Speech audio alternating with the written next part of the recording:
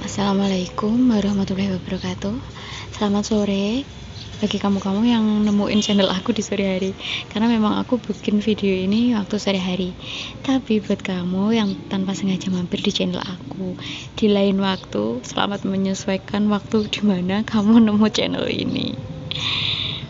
Udah lama ya kayaknya aku nggak mempost video-video tentang obrolan-obrolan ringan, video-video tentang pembelajaran kehidupan, video-video tentang pengalaman pribadi, maupun video tentang mengupas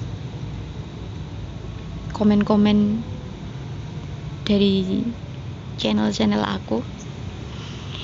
Jadi kali ini aku mau mengupas tentang satu pertanyaan dari seseorang di WA aku, dari seorang pelajar kelas 7 itu berarti sekolah lanjutan tingkat pertama, cewek, yang dikirimkan ke aku waktu Idul Fitri kemarin. Jadi anak ini, si cewek ini bapri di WA dengan pertanyaan, mohon tanya ibu, gimana cara meminta maaf kepada orang tua? Agak terenyuh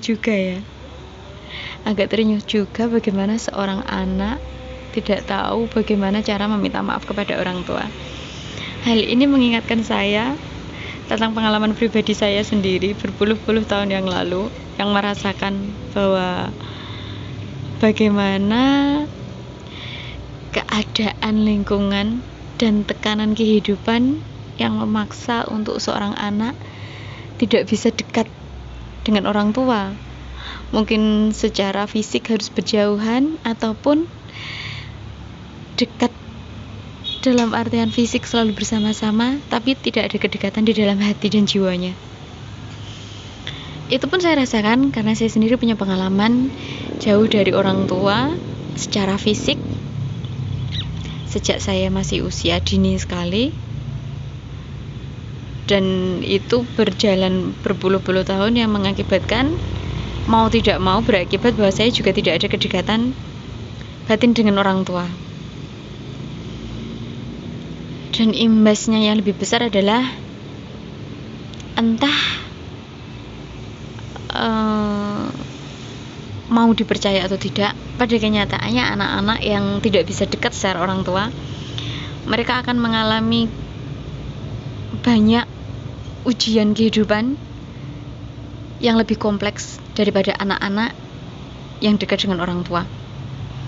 Namun tidak menutup kemungkinan bahwa anak-anak yang jauh dari orang tua mereka tidak bisa hidup secara normal, tidak juga. Tapi pada kenyataannya mayoritas bahwa anak-anak yang jauh dari orang tua mereka akan mengalami ujian hidup yang lebih kompleks.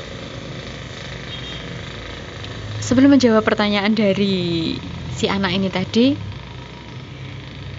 saya ingin menceritakan bagaimana saya menjalani hidup tanpa kehadiran orang tua.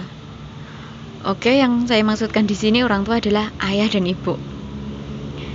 Sedangkan keluarga inti lain, misal kakek, nenek, om, tante, mungkin mereka ada, tapi secara kedekatan tentu beda ya, bagaimana rasanya dengan ibu, bapak, dan keluarga yang lain. Apalagi jika ternyata kakek dan nenek jarak usia yang begitu jauh, apalagi gap pendidikan yang mungkin sudah berbeda antara mereka yang dulu dengan masa kita sekarang hidup. Bagaimana mereka sudah tidak bisa lagi mengaplikasikan praktek pendidikan yang mereka peroleh dulu dengan kondisi kehidupan pada saat ini. Banyak sekali kejadian anak-anak yang rapuh, yang akhirnya terombang-ambing oleh keadaan karena tak adanya kehadiran orang tua yang membimbing mereka, yang menuntun mereka, yang mengajarkan mereka tentang step by step fase demi fase pertumbuhan dan perkembangan fisik dan mental anak. Di usia segini mereka harus seperti apa yang harus mereka lakukan, bagaimana mereka menyesuaikan diri, beradaptasi dengan usia itu, dengan keadaan yang harus mereka hadapi pada masa itu, dengan keadaan dan kondisi yang harus mereka pelajari pada usia itu. Seperti saya rasakan sendiri, tanpa kehadiran orang tua, saya otomatis mencari figur orang tua ini ada hal lain. Dan ternyata ini tidak mudah ya. Ini sama sekali tidak mudah.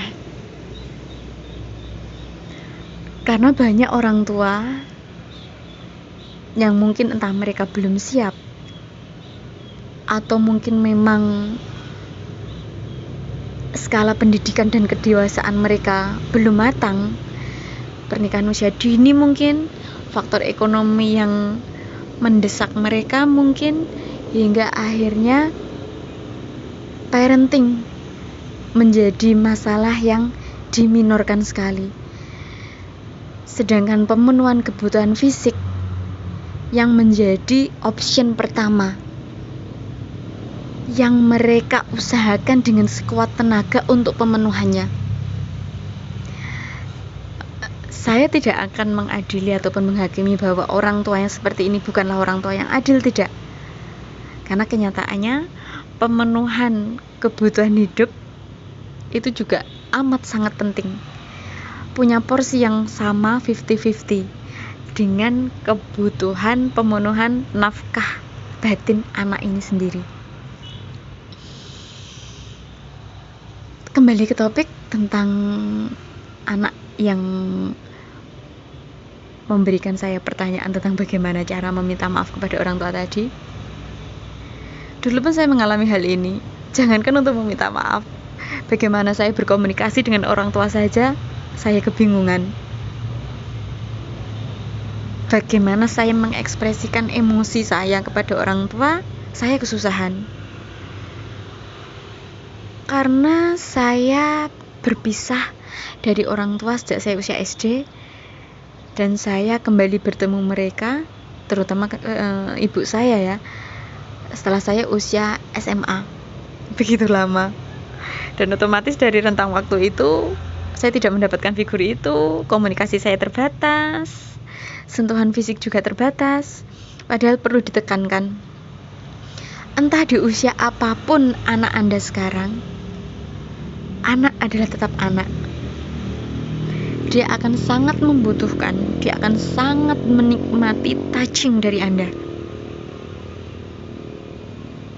Jangan menciptakan gap yang membuat anak merasa bahwa di usia saya sudah tidak butuh cinta.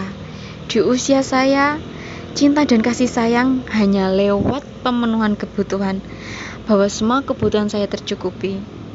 Bahasa cinta, sentuhan kasih sayang itu bukan hal yang penting, karena yang penting adalah tanggung jawab. No, tidak sama sekali. Anak adalah tetap anak, di usia berapapun mereka. Pelukan, tatapan cinta dan kasih sayang, bahasa-bahasa melembutkan, bahasa-bahasa menyejukkan amat sangat mereka butuhkan. Hingga saya memberi jawaban yang cukup simpel kepada anak yang bertanya tadi kepada saya. Mungkin di event berikutnya, di lain waktu, saya akan memberikan tambahan jawaban kepada anak ini, karena mungkin di usia dia kelas 7 masih sangat mudah sekali ya.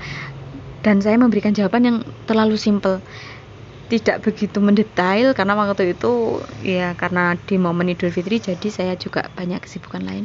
Saya hanya memberikan jawaban bahwa, Dek, Nak, jika kamu ingin meminta maaf, sampaikan, katakan kepada ayah dan ibumu apapun segala hal yang mengganjal di hatimu, ungkapkan semuanya. Jika kamu merasa ingin menangis, menangislah. Jika kamu ingin merasa berteriak, berteriaklah, ungkapkan semuanya. Jika kamu rindu pelukan dari mamahmu, dari ibumu, jika kamu rindu ciuman darinya, Jangan menunggunya, lakukan itu lebih dulu. Seperti apapun tampilan luaran orang tuamu, mereka akan luluh dengan pengungkapan, dengan pelampiasan emosi terdalammu. Waktu itu saya memberikan jawaban seperti itu, dan itu pun via WA ya. Jadi bahasa dari tulisan dan bahasa langsung face to face mungkin dan memang iya, menurut saya akan berefek yang sangat berbeda. Mungkin lebih baik jika waktu itu saya langsung menelpon dan mengungkapkan bagaimana maksud yang ingin saya sampaikan. Ya, seperti itu.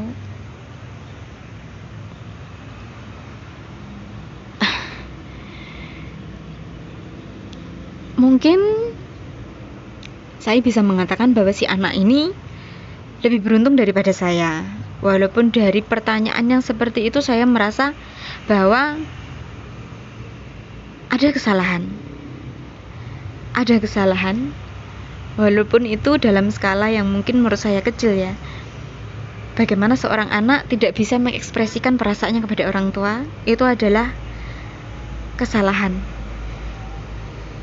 yang termasuk kecil bila dibandingkan dengan masalah-masalah yang saya temui, yang memang saya sudah di usia yang sematang ini. Namun sisi baiknya adalah si anak ini punya seseorang yang tepat. Saya bukan mengatakan bahwa saya orang yang tepat untuk anak ini, tidak. Tapi paling tidak dia punya seseorang tempat dia bertanya, seseorang tempat dia mengadu, yang bisa dipastikan bahwa seseorang yang dia jadikan tempat mengadu ini adalah seseorang yang lebih berilmu dari dia, seseorang yang lebih dewasa daripada dia, seseorang yang mengerti apa yang dia alami, karena saya sendiri pun sudah mengalami hal tersebut dan saya sudah melewati fase itu. Jika dibandingkan dengan saya dulu yang tidak punya seseorang pun. Syukur alhamdulillah dari dulu, dari ketidakberuntungan saya dulu tak memiliki seseorang, saya bisa menjadi begitu membuka hati untuk seseorang yang mau datang kepada saya.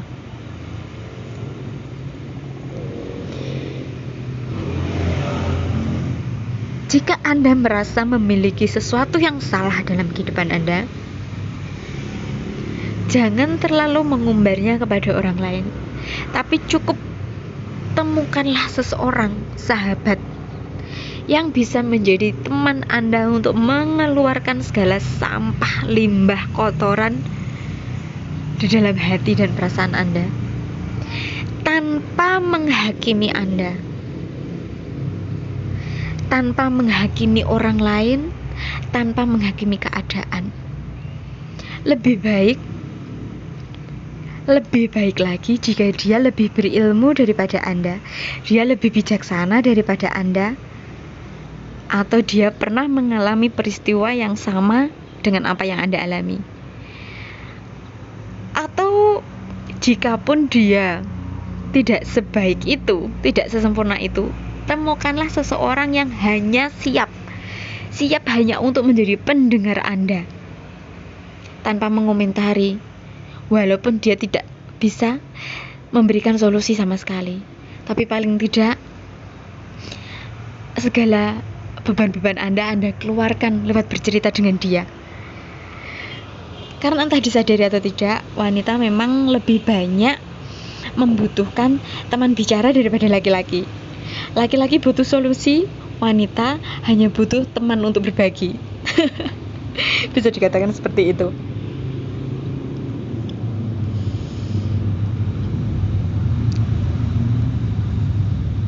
Ada masanya di mana Anda akan menemukan orang-orang, entah seusia atau tidak, entah dia lebih senior daripada Anda, entah dia jauh junior di bawah Anda, tapi Anda akan menemukan energi yang sama dengannya. Anda berada di perasaan, Anda berada di level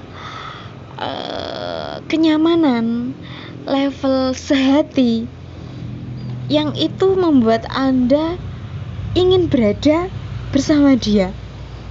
Entah Anda sama-sama bahagia, entah Anda sama-sama sedang tidak bahagia, tapi Anda akan menemukan orang-orang seperti itu. Dan saya merasa bersyukur sekali ada seseorang yang mau datang kepada saya untuk membuang unek-uneknya.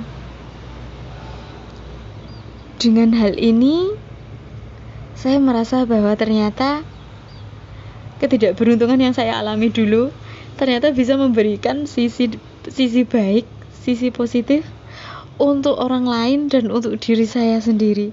Saya merasa bahwa ternyata kebobrokan saya, aib saya, itu ternyata ada pembelajaran di dalamnya. Dan ini kembali pada kata aib ini tadi ya. Bagi saya sendiri, aib itu tidak ada. Saya sama sekali tidak suka seseorang yang mengatakan bahwa jangan mengumbar aib Anda. Apa ini? Apa itu aib? Mungkin ini keluar dari topik ya. Memang dalam banyak kepercayaan, saya di sini tidak menyebutkan agama karena itu nanti akan terlalu dalam dan akan sangat sensitif sekali untuk kita bahas. Saya mengatakan di sini kepercayaan. Kepercayaan di sini bukan berarti hanya hubungan kita dengan Tuhan, tidak. Kepercayaan di sini berarti bisa hubungan kita dengan Tuhan, bisa hubungan kita dengan manusia lain, bisa hubungan kita dengan diri sendiri. Tentang rasa percaya kita kepada sesuatu, kepada banyak hal. Dalam beberapa kepercayaan ada satu hal yang menurut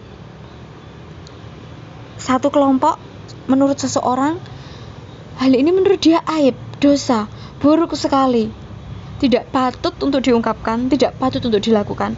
Misalnya ada mungkin yang mengatakan bahwa yang simple gitu aja, menutup aurat, mungkin bisa dikatakan menutup aurat. Dalam satu kepercayaan hal ini terlihat satu helai rambut, ini aib sekali, ini dosa sekali, ini sangat berat siksanya. Tapi di kepercayaan lagi, mereka tidak mengutamakan hal ini. Mereka lebih mengutamakan hal lainnya. Atau mungkin untuk hal yang lebih levelnya mungkin lebih ekstrim lagi, bisa kita katakan LGBT mungkin. Mungkin untuk semua kepercayaan, semua agama, hal ini amat sangat salah. Hal ini amat sangat merupakan aib. Tapi untuk orang-orang tertentu, hal ini menjadi biasa. Kenapa saya tidak mengatakan hal ini aib? Kembali lagi kepada apapun yang terjadi di dunia ini, bukankah hal ini sudah ditakdirkan oleh Yang Maha Kuasa? Bukankah hal ini sudah ditulis bahkan sebelum kita sendiri diciptakan? Lalu apakah kita pantas untuk menyebut ini aib? Apakah kita pantas mengatakan hal ini aib? Apakah kita sesuci itu untuk menjudge sesuatu yang sudah merupakan keputusan mutlak dari Yang Maha Kuasa? Saya lebih memilih untuk menggunakan kata yang memanusiakan manusia. Saya tidak suka dengan kata-kata aib. Saya lebih suka menggunakan kata bahwa pembelajaran hidup. Ya, pembelajaran hidup. Jangan mengumbar aib. Oke, memang kita dilarang untuk mengumbarnya, mengkowar-kowarkannya kepada semua orang. Seperti yang saya katakan sebelumnya bahwa tidak usah terlalu menceritakan kita kepada banyak orang, tapi cukup temukan satu teman dan satu sahabat yang mengerti Anda. Oke, jangan mengumbar aib. Oke. Tapi terkadang saya pun kembali menarik ulur dengan kata-kata ini. Karena untuk orang-orang spesial, katakanlah seorang trendsetter misalnya, bahkan terkadang aib inilah yang harus kita umbar supaya orang-orang yang menjadikan dia panutan bisa menjadikan itu sebagai sesuatu pembelajaran. Yang manakala terkadang orang yang selalu menutup-nutupi aibnya, dia akan menjadi orang yang egois, dia akan menjadi orang yang sok suci, dia akan menjadi orang yang merasa paling suci. Tapi ada orang-orang yang dengan dia mengumbar aibnya, orang akan belajar dari dia. Bagaimana dia dulu punya aib sebegitu hinanya mungkin bagi orang, tapi ternyata bagi dia tidak mengambil sisi buruknya bahwa ini aib, tapi dia mengambil sisi positifnya bahwa ini adalah pembelajaran hidup untuk dia untuk menjadi lebih baik lagi. Karena itu saya pantang sekali menggunakan kata aib. Saya lebih suka menggunakan kata pembelajaran hidup. Dan saya tidak mengharamkan seseorang untuk mengumbar aibnya. Selama Anda nyaman dengan itu, selama Anda mendapatkan sisi positif dengan itu, oke, silakan. Walaupun mungkin untuk di satu kepercayaan hal ini kurang etis mungkin ya, kurang pas untuk dia. Tapi tiap manusia punya standar sendiri-sendiri, dan dia punya wilayah sendiri-sendiri di mana orang lain yang merasa paling benar pun belum tentu benar untuk dia. Oke, kembali lagi kepada pembelajaran hidup tadi. Kembali lagi kepada si anak yang tidak bisa mengekspresikan perasaannya kepada orang tuanya. Kata-kata simpel yang saya berikan kepadanya bermakna dalam untuk saya, entah untuk dia sudah bisa mencerna apa yang ingin saya suapkan kepada dia atau belum. Tapi nanti lain waktu akan saya sampaikan kepada dia.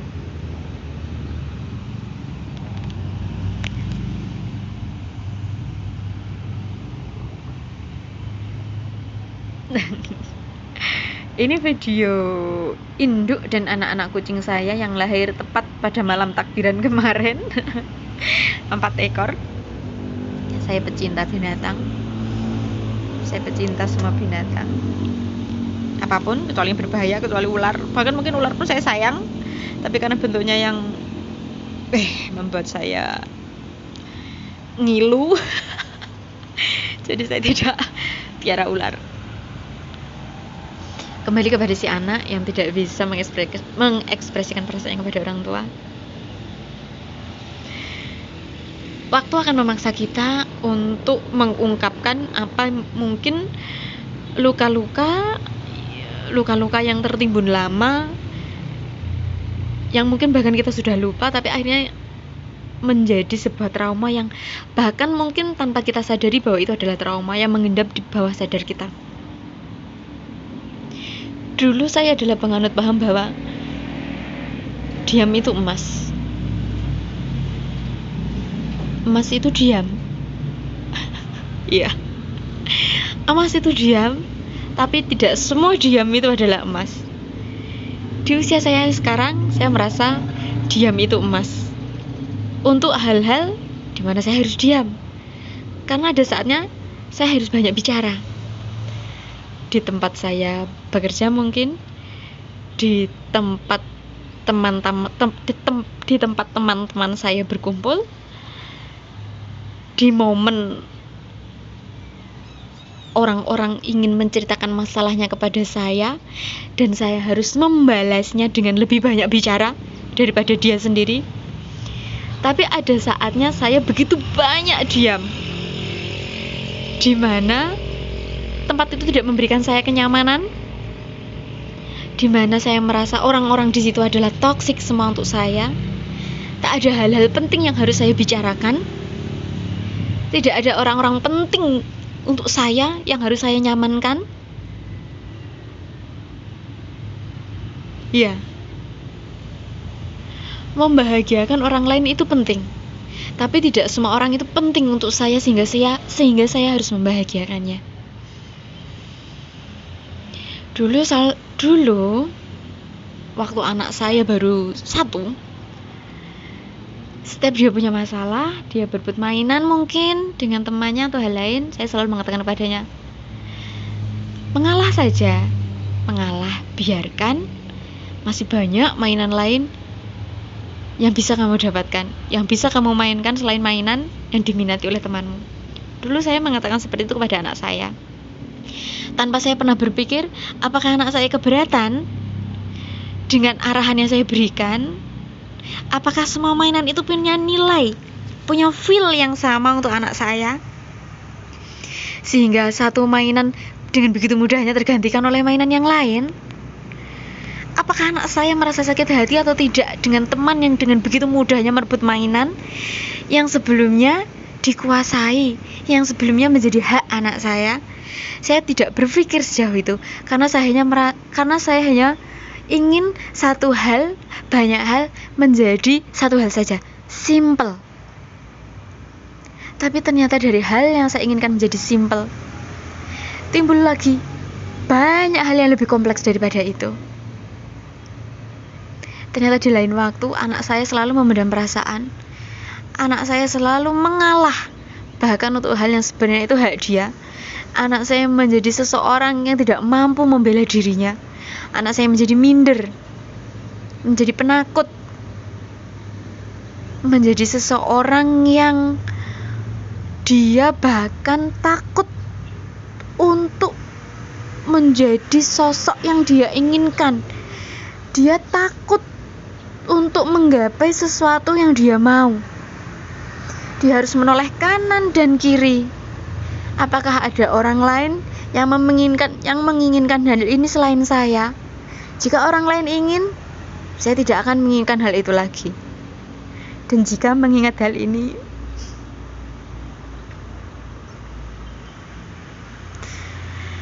saya pun sangat menyesal. Karena ternyata luka lama saya, karena ternyata segala trauma saya tularkan kepada generasi penerus. Saya turunkan kepada generasi berikutnya. Sehingga setelah saya memiliki anak kedua, saya lebih lagi banyak belajar.